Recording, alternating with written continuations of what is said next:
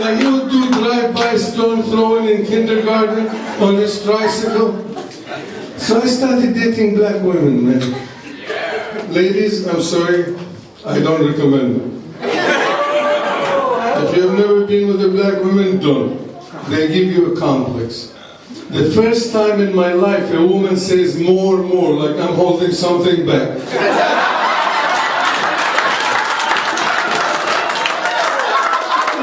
They've been spoiled, you know? Like I woke up that morning and said, today I'm fucking with half a cup. More. Don't ever say that to a guy. This is all we got. The balls are supposed to stay outside. It's like passing a freighter through the Panama Canal. That freighter is big, but that canal is huge. Okay? You know what they say, black men are big, black women are bigger. Like the container is bigger than what goes in it, by definition, or it wouldn't fit.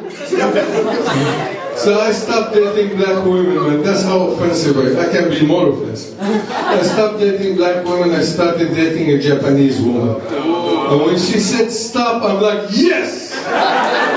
What a feeling, you know? But she turned out to be a Chinese knockoff. Made in Taiwan.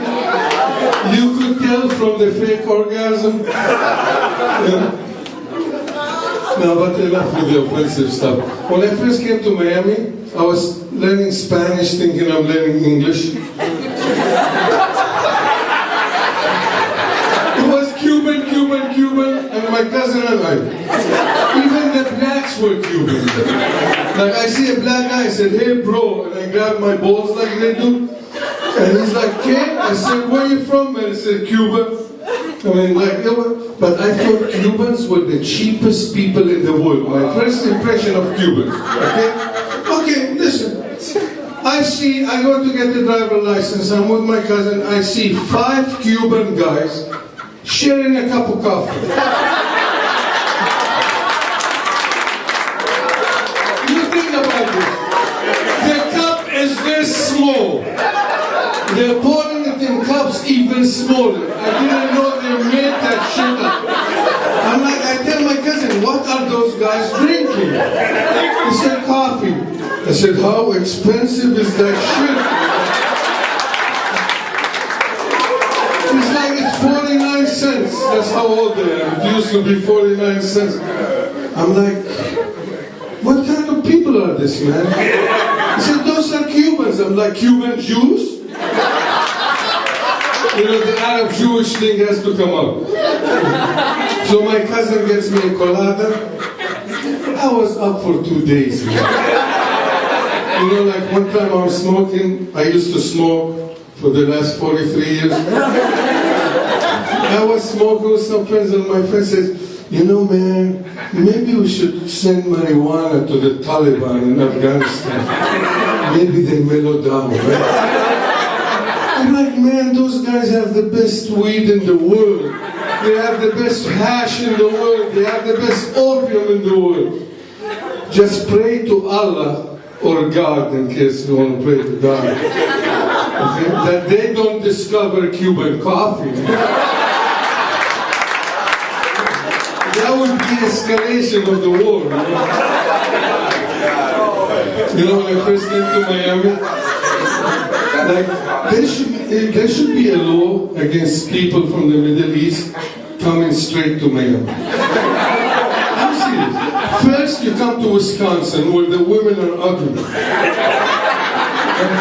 It's a culture shock, man. You come from the Middle East, women are covered up. You walk in Miami, it's like, what the fuck? She doesn't have a bra on. Is this how boobs look like? And it should be, you know, gradual, you know.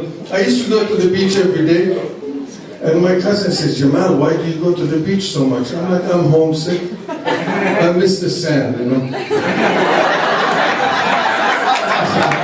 I fuck the sand, man. It's those little sand hills, you know. I got homesick after a while. Parts of me wanted to go back home, but private parts wanted to stay in Miami. I looked down and I'm like, don't worry, I will always stand behind you.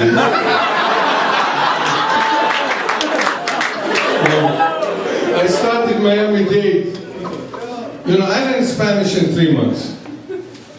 I'm not a quick learner. I had a Cuban girlfriend. They don't shut up.